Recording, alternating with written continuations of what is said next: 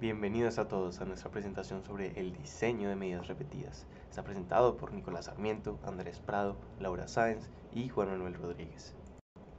Serán tres cosas fundamentalmente, que es este tipo de diseño, un ejemplo de este y conclusiones. Entonces, Nicolás, ¿en qué consiste este tipo de diseño?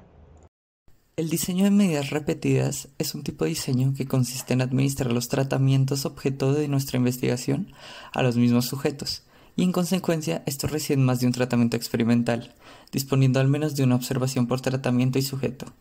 Es decir, que este tipo de diseño se caracteriza por incluir varias observaciones por unidad experimental, obtenidas cada una de ellas bajo una condición experimental diferente. Este tipo de diseño constituye en la actualidad uno de los procedimientos analíticos más ampliamente utilizados en psicología y ciencias sociales y de la salud. Los diseños intrasujetos o de medidas repetidas se pueden utilizar en diferentes tipos de situaciones. Cuando se hace una evaluación longitudinal del cambio a lo largo del tiempo, cuando se hace una evaluación de la actuación de los sujetos bajo diferentes condiciones de tratamiento en estudios transversales, o en aquellas otras situaciones en las que deseamos comparar las puntuaciones de los mismos sujetos obtenidas en diferentes pruebas psicométricas. Las ventajas asociadas a este tipo de diseño son fundamentalmente tres. La reducción del número de sujetos, ya que, teniendo en cuenta que el mismo grupo de sujetos recibe todos los tratamientos, el número de sujetos que se necesitan para completar la investigación es menor en comparación con los diseños entre sujetos. El control de las diferencias individuales, dado que, al ser medidos todos los sujetos bajo todos los niveles o condiciones experimentales, el sujeto actúa como su propio control, no afectando a la estimación de los efectos las posibles diferencias individuales. En estos diseños, por el contrario, la técnica de bloqueo llega a su punto máximo ya que cada sujeto constituye un bloque, eliminando el componente de error, la variabilidad atribuida a estas diferencias individuales. Y por último, la mayor potencia de este tipo de diseño para detectar defectos experimentales que realmente existen dado a que las diferencias entre los tratamientos son valoradas dentro de cada sujeto y no entre grupos. La variabilidad atribuida a las diferencias individuales entre sujetos también es eliminada del término de error, aumentando con ello la precisión y la potencia de la prueba estadística. Pese a sus evidentes ventajas, los diseños de medidas repetidas presentan también una serie de inconvenientes que han de ser tenidos en cuenta para evitar su uso incorrecto. El principal problema de estos tipos de diseños son los efectos secuenciales que derivan de la propia estructura del diseño. Estos efectos deben ser neutralizados para que no confundan los efectos de los tratamientos. Pueden ser de dos tipos, de efectos residuales y efectos de orden. Primero, los efectos de periodo. Los efectos de periodo ocurren cuando, independientemente del tratamiento aplicado, el sujeto responde al periodo o posición que, en la secuencia, ocupa el tratamiento. Cabe que, por lo tanto, la posibilidad de que el sujeto responda mejor al periodo que al tratamiento en sí mismo. Cuando esto ocurre, el efecto de periodo confunde la acción del tratamiento. Y el efecto residual. El efecto residual, conocido por error progresivo, se caracteriza por la persistencia de la acción de un tratamiento más allá del periodo o tiempo de la aplicación. Representa la progresiva acumulación tanto de los efectos facilitadores de la respuesta como los efectos obstaculizadores. Podemos clasificar el diseño de medidas repetidas en dos. El diseño simple, que se caracteriza porque solo se manipula una variable independiente y se trabaja con un solo grupo que recibe todos los tratamientos. Y el diseño factorial, que se caracteriza porque se manipula más de una variable independiente y se trabaja con un solo grupo que recibe todos los tratamientos. El adecuado análisis de los diseños de medidas repetidas requiere el cumplimiento de ciertos supuestos que aseguren la validez del contraste de hipótesis, tales como la homogeneidad de las varianzas intratratamiento, también la independencia de las observaciones y se asume que las observaciones en los diferentes niveles del tratamiento siguen una distribución normal conjunta multivariada, si consideramos cada medición por tratamiento como una variable dependiente. La violación de alguno de estos supuestos afectará al error de tipo 1 y a la potencia de la prueba F.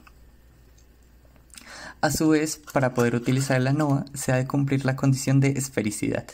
Esta condición requiere que las varianzas de las diferencias entre todos los pares de medidas repetidas sean iguales.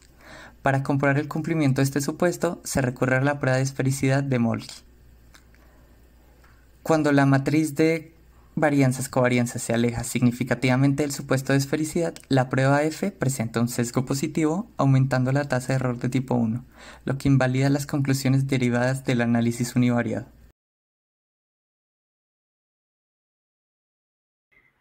A continuación, presentaremos nuestro ejemplo biológico titulado Efecto de la temperatura y el fotoperiodo sobre la germinación in vitro de conidios de Botrytis escamosa, el agente causal del tinzón foliar por Botrytis de la cebolla. Para comenzar, hablaremos acerca del problema de investigación, el cual se centra en el desconocimiento del efecto de la temperatura y el fotoperiodo sobre la germinación de las esporas de Botrytis escamosa en la superficie foliar de las plantas de cebolla. Esto es importante ya que esta enfermedad se conoce como una de las que más afecta a los cultivos de plantas, siendo esta investigación útil para buscar solucionar problemas que podrían afectar la salud alimentaria en las personas. Hablando un poco de la enfermedad, esta se genera por la presencia del hongo Botrytis escamosa y se encuentra muy extendida en regiones del clima templado con temperatura moderadamente alta, humedad alta e intensidades lumínicas bajas. En el artículo se menciona que ha habido ciertas epidemias que se han visto favorecidas por temperaturas entre los 20 y los 25 grados Celsius durante periodos prolongados de humedad de las hojas de cebolla. Como podemos ver en las imágenes mostradas en pantalla, las plantas que se encuentran infectadas por Botrytis escamosa presentan unas lesiones blanquecinas en las hojas, generalmente están rodeadas por una aureola de color como blanco o verdoso. Sin embargo, el síntoma más característico y notorio es como un cierto tipo de quemadura en la hoja que se puede notar desde el ápice hasta la base de la hoja.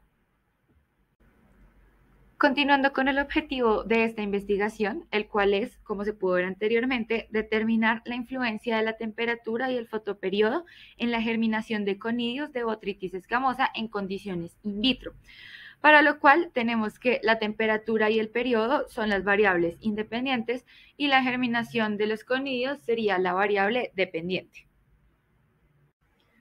Para contextualizar un poco mejor estos términos, voy a definir cada uno de forma breve. Entonces, la temperatura es la magnitud termodinámica que permite medir la energía interna de un cuerpo o sistema.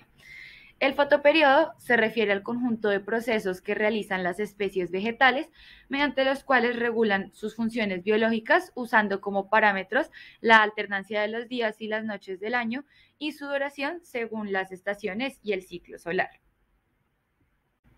Teniendo en cuenta lo anterior, este artículo busca responder a la pregunta: ¿cuál es el efecto de la temperatura y el fotoperiodo sobre la germinación de esporas de Botrytis escamosa? Para ello, se realizará un diseño experimental completamente aleatorizado con 4 medidas repetidas, realizado in vitro, en donde se obtuvieron las muestras de Botrytis escamosa de plantas de cebolla con presencia de tinción foliar por dicho hongo.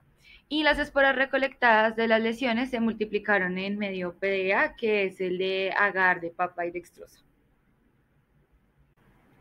La muestra fue sembrada en cajas Petri con este medio PDA durante 7 días a 25 grados Celsius y a 12 horas de fotoperiodo. Posteriormente, se eliminaron los conidios del crecimiento micelial mediante un lavado con agua estéril y luego se esparcieron 100 microlitros de solución de conidios a una concentración de 1,65 por 10 a la 5 conidios por mililitro, previamente determinados con cámara de Neubauer. Esto se hizo mediante el uso de una espátula en las cajas Petri que tenían medio agar agua en su interior. Ya después de la inoculación, las cajas Petri se incubaron en cámaras de demanda biológica de oxígeno a temperaturas de 5, 10, 15, 20, 25, 30 y 35 grados Celsius y un fotoperiodo de 0 horas. En un segundo momento se repitió el experimento incubando Botrytis escamosa en cámaras de demanda biológica de oxígeno a una temperatura de 23 grados Celsius, ya que esta fue la temperatura óptima de germinación encontrada en el experimento, y en fotoperiodos de 0, 6, 12, 18 y 24 horas. En ambas partes del experimento se evaluó el porcentaje de germinación después de 24 horas de incubación y para poder visualizar las conidias se agregaron unas gotas de azul de metileno al 0,33% en las cajas Petri hasta cubrir la superficie de la placa. Ya posteriormente se podrá realizar la respectiva observación en el microscopio. Ya una vez realizado este procedimiento, se eligieron al azar 100 conidios que se consideraba que habían germinado cuando el tubo germinativo era de mayor tamaño que el mismo conidio. Los resultados obtenidos indican que los cambios en la temperatura tienen gran influencia en el rendimiento de la germinación de los conidios de Botrytis squamosa. Se demuestra que a temperaturas entre 10 y 30 grados centígrados, como se observa en la gráfica, la germinación es alta, al tener valores entre 79.75 y 92.5% respectivamente. Sin embargo, y respaldado por estudios anteriores, se ha encontrado que la tasa de germinación se reduce considerablemente cuando los conidios son expuestos a temperaturas superiores a 33 grados centígrados, estimando esta temperatura como el límite máximo para la germinación óptima de los conidios. A 35 grados centígrados, el porcentaje de germinación fue de 1.75% en los platos de Petri, disminuyendo un 90.75% con relación a los platos cultivados a 30 grados centígrados. Por otro lado, se observa que el punto de mayor germinación de los conidios se encuentra entre los 23 y los 25 grados centígrados, lo cual es respaldado por otros estudios. Esto puede explicar por qué los cultivos de cebolla se ven más afectados en regiones con estas temperaturas.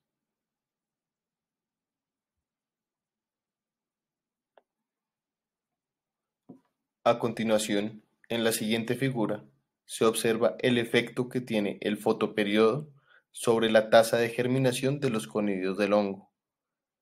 Se evidencia que a medida que hay un aumento en la exposición de la luz, sucede un efecto inhibidor en el desarrollo de los conidios al observarse una disminución en la tasa de germinación. Se observa un mejor rendimiento y un mayor porcentaje en la germinación en los conidios en los platos de Petri sometidos a condiciones de oscuridad. Es por esto que se establece que en los sistemas agrícolas de cultivo de cebolla, las esporas de Botrytis squamosa se ven beneficiadas en épocas nubladas o con baja intensidad lumínica. Esto es importante para futuras investigaciones sobre el control de esta especie.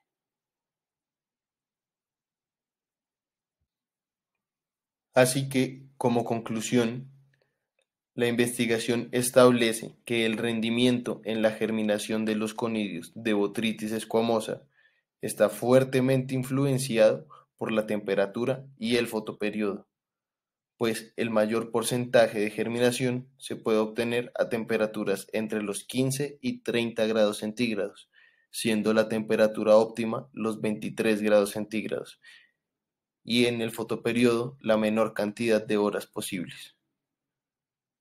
Del mismo modo, se concluye que el desarrollo del tizón foliar por Botrytis squamosa se ve favorecidas por temperaturas suaves y días de poca intensidad lumínica.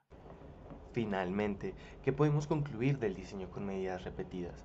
¿Qué se nos quedó luego de lo que acabamos de ver? En primera instancia, es un tipo de diseño que permite una forma menos complicada de realizar la comparación de los efectos de los tratamientos, sea en muestras o pacientes, y es por esto que se usa transversalmente en diversos estudios, gracias a que se puede basar en garantizar que todos los sujetos reciban tratamiento, siendo también posible más de uno, lo que es muy importante. Su punto fuerte está en que al usar los mismos sujetos con todas las condiciones de investigación, incluyendo el control, podrá requerir de un menor número de sujetos y recursos, disminuyendo también los efectos de la variación natural entre los individuos sobre los resultados, teniendo en cuenta también la aleatoriedad de los sujetos y las pruebas que se van realizando.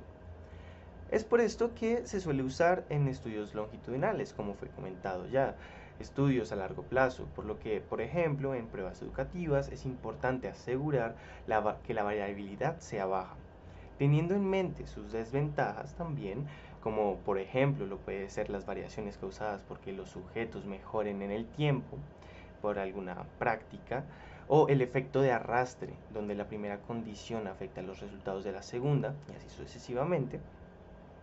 Teniendo estas consideraciones claras, se puede decidir cuándo es pertinente usar este tipo de diseño, aprovechando sus puntos fuertes y minimizando las desventajas lo más posible. Eso sería todo. Muchas gracias. A continuación quedan las referencias bibliográficas en caso de querer profundizar un poquito más.